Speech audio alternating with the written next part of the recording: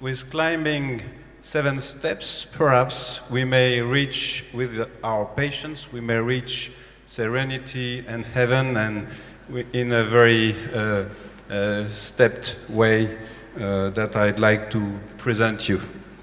So here are my disclosures on some products, on pain, and in fact my presentation will be mostly a clinical presentation, a practical presentation, to demonstrate how we could deal with these patients that are very frequent patients and in some cases very difficult patients. Musculoskeletal pain is very frequent. The economic burden of musculoskeletal pain is second after cardiovascular disease. It represents a huge heterogeneous group, including low back pain, osteoarthritis, shoulder pain, neck pain, and lots of pain. We should differentiate that from musculoskeletal disorders that are included but are mostly related to the consequence of repetitive strain, overuse, and work-related disorders. So I will present the management of musculoskeletal pain based on an example, a difficult example, that is a man, a 50-year-old man with pain in the right elbow. This is a man that is occasionally a tennis player. He comes to your office for pain in the right elbow. He has been suffering for 2 years and has stopped any sport activity for the last 3 months. He has visited lots of specialists, physiotherapists, rheumatologists, orthopedic surgeons, and nothing was effective. So this is the typical patients with musculoskeletal pain that we are facing, and I'd like to present the way how we could manage this patient according 7 steps: analyzing, explaining, defining, considering, proposing some treatments, restoring the elbow and the pain, and finally exercising. This should be adapted to the type of pain, the patient's context, and mostly the patient's aim. First of all, we should start by analyzing the pain, analyzing the context, and for that we may follow some recommendations. Here are the recommendations, the joint recommendation from IASP and British Society for Rheumatology, where these recommendations are just emphasizing the need for giving a diagnosis, assessing and all the comorbidities, assess person's understanding, assess psychosocial risk, establish what activities for their pain and distress is interfering with, establish with the patients what their therapeutic goals are, and in some cases where there is uncertainty about the diagnosis, the patient should be referred to a specialist center and not to delay the pain management. Sorry. First of all, this analysis should look on the red flags. Red flags are the clinical features that may be associated with the presence of serious condition requiring urgent evaluation. These conditions include tumors, infection, fractures, and neurological damage. And these red flags are, for example, provided in the management of acute musculoskeletal pain recommendation from the Australian Society. And the presence of red flags suggests the need for further investigation and possible specialist referral as part of the overall strategy. In our patient, for example, in tennis elbow, we should have no restriction in mobilization, no local or general signs of inflammation, no general signs. If this is not the case, there are red flags and you should reconsider the diagnosis and propose more investigations. The second step to analyze is to look at the yellow flags. Yellow flags were first established for low back pain. It's the flags that may identify psychosocial and occupational factors that may increase the risk of chronicity and severity.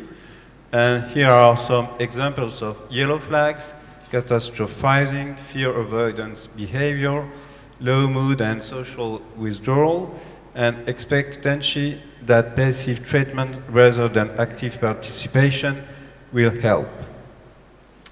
In our patient, here are the areas to evaluate yellow flags: the attitude, the beliefs, the behavior, the compensation issues, diagnostic and treatment issues, emotions, family, and mostly work.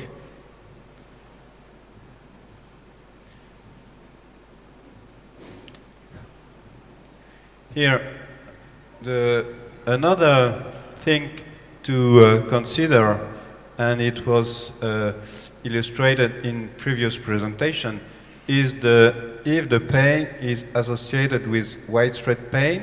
In all localized pain, we should look if there is any widespread pain that is associated, and this widespread pain is frequent and is a sign of severity and complexity of the treatment. Here is a study in 190 patients with tennis elbow pain, and in this population, 45% of patients had widespread pain, and this widespread pain condition was associated with female gender, high pain scores, an increased number of positive manual tests, low level of hobby strain for arms and physical activity, longer duration of symptoms, and sick leave, longer sick leave. Here is again the patient. Is a little bit depressed because he is not able to practice tennis anymore. He has some conflicts in his workplace. He's a typical patient with musculoskeletal pain complaints. He's working on a computer and not able to sit and work for more than 2 hours. He doesn't use his arm, and he says that pain is spreading in all the right arm and shoulder. So there are numerous yellow flags in our patients. These patients look complex and probably severe to treat. And after these yellow flags, we should also know what are his beliefs, the mood, expectation. Does he think that he has changed to recovery? Is there a risk for not practicing tennis anymore? And lastly, is there a risk to lose the job? Here are some tools for the yellow flags that have been developed firstly in low back pain. A very famous concept is kinesiophobia that is very frequent in musculoskeletal pain. It limits exercise and rehabilitation, and we may use a questionnaire that is the Tampa scale of kinesiophobia, very helpful to detect this patient with fear of movement and of pain. And another one is the fear avoidance belief questionnaire, FABQ, that is translated in many languages, and it's also very interesting. It was mainly in low back pain, but you can use it also in other conditions. The second step with this patient is to start to explain. It's very important to explain to this patient that has pain in the right elbow and with lots of consequences, what is pain, how it is working, and in this context you should use some slides with the patients just to say that this is not something mechanistic, but treating the pain is treating an experience, not only a tissue damage, but also the pain sensations, the emotions, the suffering, and the social impact. So we should go from Descartes' theory to the actual theory where the patient will understand why we will use so many questionnaires and why we will go from the joint damage to the more global management. Sorry. Another explanation is the catastrophizing model that is very interesting and that you should share with the patient, is that facing an injury, you should not go to the vicious circle where there is a catastrophizing, fear of movement, avoidance, disability. You should face to the movement, to the exercise. Confrontation will lead you to recovery. Another explanation you should give to the patient is that there is no correlation between pain intensity and underlying pathology. In many cases, patients with high level of pain in their knees believe that the knee is in a very severe condition and that they need surgery urgently, but in fact, you should tell your patients that pain is also in the knee, but also in the head, and that pain is not correlated, is not a biomarker of tissue damage and tissue severity. Another thing to promote the treatment is that there are two very different conditions. The acute pain, where analgesics will be effective with the etiological treatment, and the chronic pain condition where musculoskeletal pain should be proposed analgesics, but analgesics are only a small part of the treatment, but you should also have functional support, psychological support, social support, and this schema is very important to share with the patient. And another thing to consider is to explain to the patients that there are two, in musculoskeletal pain, activity and exercise are very important, and that there are two kinds of pain, in fact. There is pain at rest, spontaneous pain, that is here in this study was demonstrated to be related to more medial area in the brain involved. And there is activity and pressure evoked pain that is more in the somatosensory cortex and that is involving different brain areas. So this is very interesting to consider with the patient. And the last thing to explain to your patient is to explain the pain mechanism, because most of the patients and also of the physicians are focused on nociceptive pain, on inflammation, but there is also in musculoskeletal pain a component of neuronal damage, and also, as it was suggested by previous presentation, the more chronic is the pain, and the more we will have dysfunctional or central pain amplification with this widespread pain associated with all musculoskeletal pain.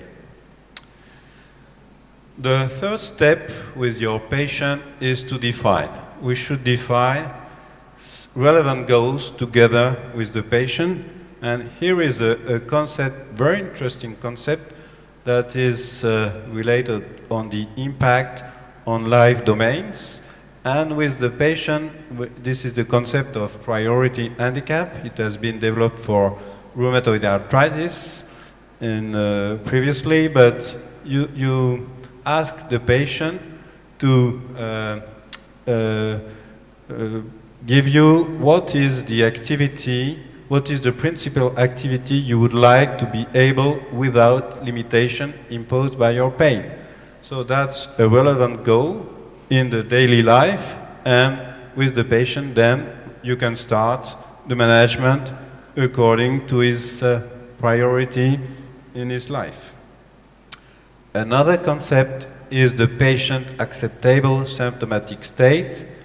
Lots of patients want to go to zero pain, but zero pain in chronic pain is very difficult to achieve. So this is more in the real life, and the concept of patient acceptable symptomatic state is the level of pain considered as acceptable by the patient. It's defined by the patient, not by the physician. And for example, it's in the next slide. In the osteoarthritis, we have demonstrated that a patient acceptable state for pain in osteoarthritis is 4 on 10 at rest and 5 on 10 on movement. So this can be a very interesting way to establish realistic goals for the patients. Here is the realistic management of the patients. And this can be shared also with the patient. Here are the changes that you want to achieve. The moderate improvement is more than 30% of improvement. Important improvement is 50%. This is change.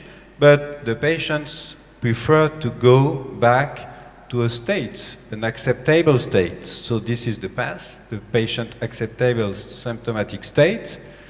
The next step is the low disease activity state, and the best state the patients and you want to achieve is to go back to normal values. So this is a very interesting concept to consider and to be more on a realistic point of view.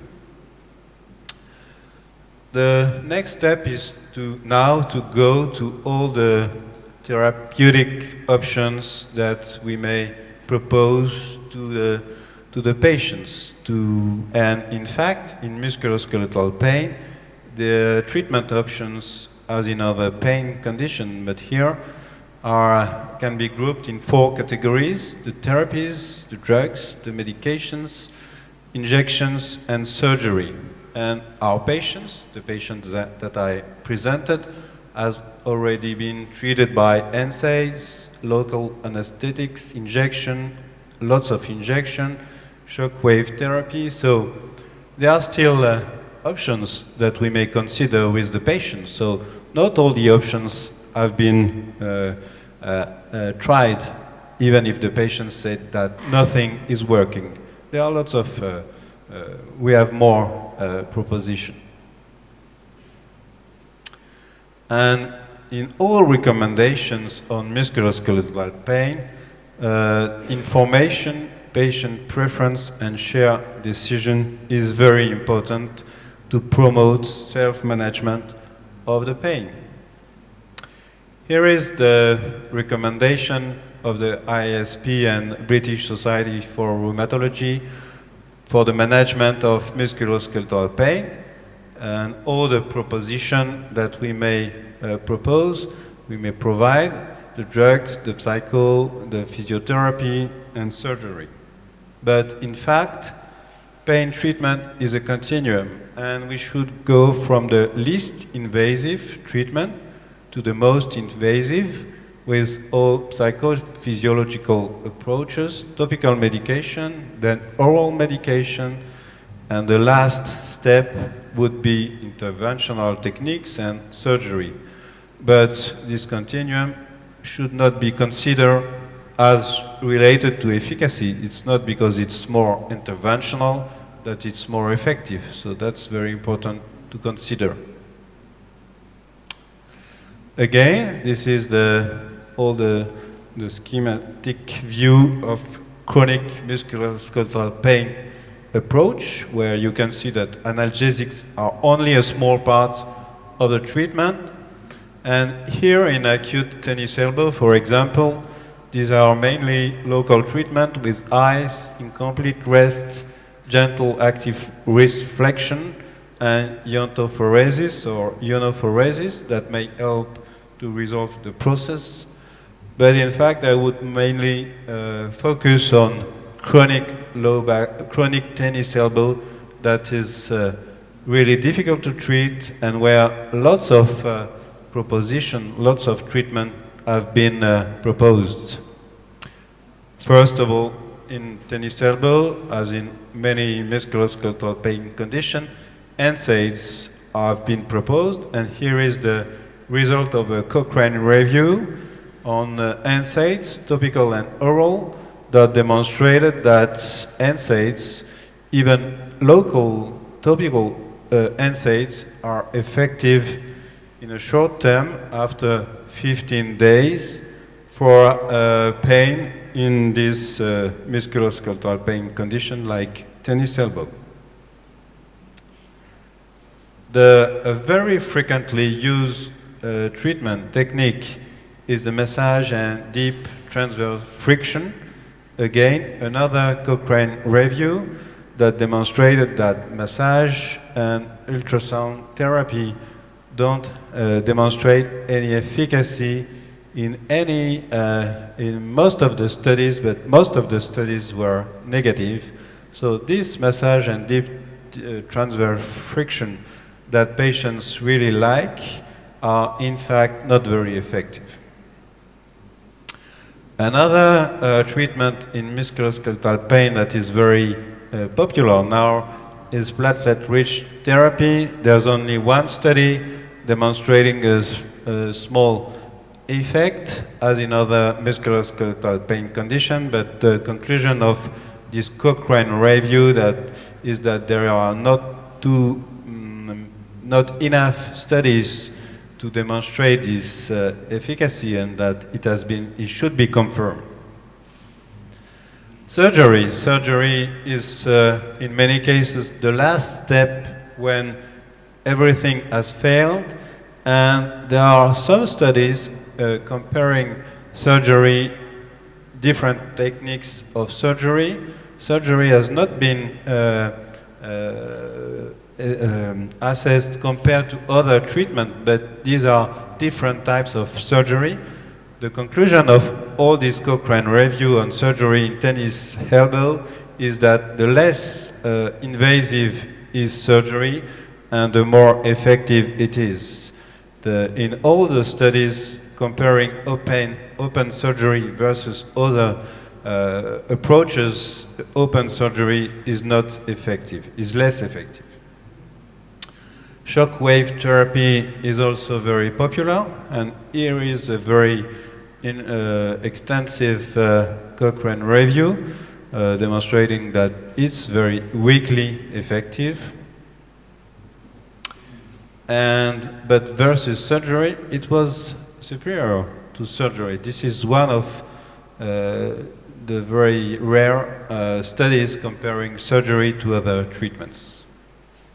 Lastly, acupuncture is very popular for our patients, and this is another Cochrane review demonstrating that acupuncture in tennis elbow provides some pain relief, but only for 24 hours, so it can be interesting, but not for the chronic use, and it's very transient analgesic effect.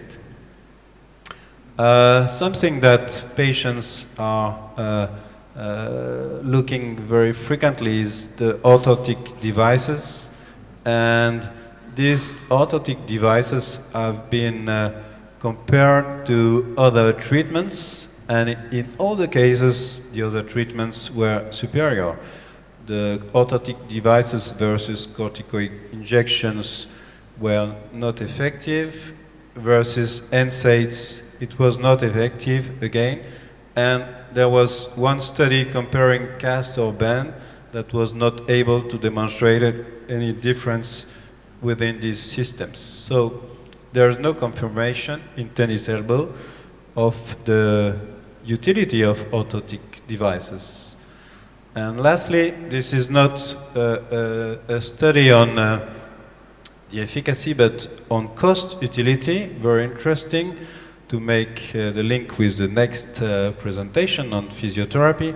Here is a study on quality of life years that each treatment may provide, and they compare physiotherapy versus steroid injection. In fact, if you can see on the left inside, the physiotherapy is most the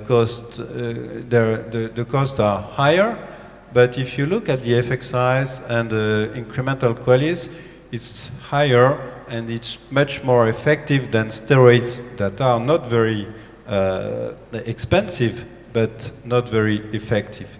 So in fact, the conclusion of this study, if on the long term for chronic pain patient, we should prefer physiotherapy than local injection, even if it's more expensive, but it's really much more effective on the long term.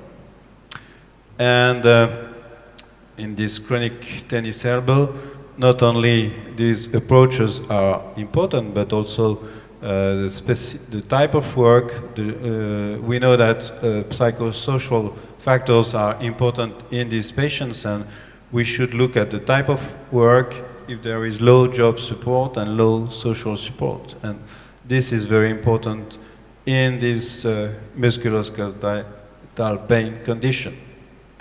And the last very important thing to consider, it's the same in all musculoskeletal pain condition, is exercise. Exercise is really the most important part of the musculoskeletal pain management. It's for pain, but also for function. And in fact, it was not proposed to our patient. And if you look at some meta-analysis on exercise in tennis elbow, here are two meta-analyses recently published. All these meta-analyses are really strong for exercise, and the first one supporting one type of exercise as part of multimodal strategy, and the other one support the belief that strength training decreases symptoms in tendinosis. So this is probably something very important in tennis elbow, but also in all other musculoskeletal pain conditions. To conclude on this global management, global overview of musculoskeletal pain management, just to say that don't forget the 7th step. Don't go directly to the treatment, to the drugs, but analyze, explain, define, consider, propose, and lastly, restore and exercise. And whatever the patient, whatever the condition, but of course requiring individual adaptation. Thank you very much for your attention.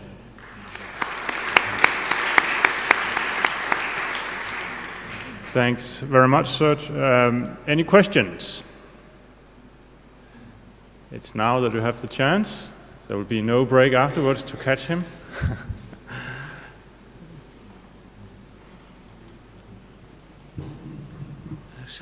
Serge Puttini from Milan, Italy. Thank you, Serge, for the nice presentation.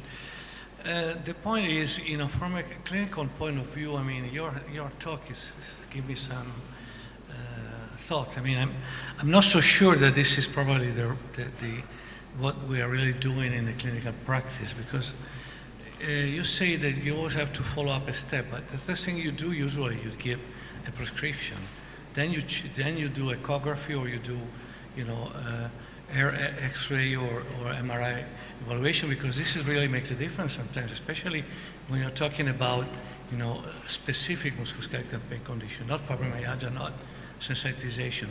Because I think this is really important, I mean, to define, because otherwise maybe you keep doing and maintaining pain instead of improving it. So I think stepping your patient is okay, but I mean, you have to bear in mind that the diagnosis must be, you know, much more specific. And acute and chronic doesn't mean anything if you are not in the diagnosis, a proper diagnosis. So I think I'm not really sure that this is what I would do on a clinical practice. I think that in pain centers, this is exactly what should be done. Probably not in rheumatology setting, in primary care setting, but if you're working in a pain center with, that was where I'm working, you should go through these all steps. If you don't go through these steps, then you will go back and maintain the patient in a bad situation with also non-realistic goals. This is specific to the pain center management. Any other questions? If that's not the case, then thank you very much.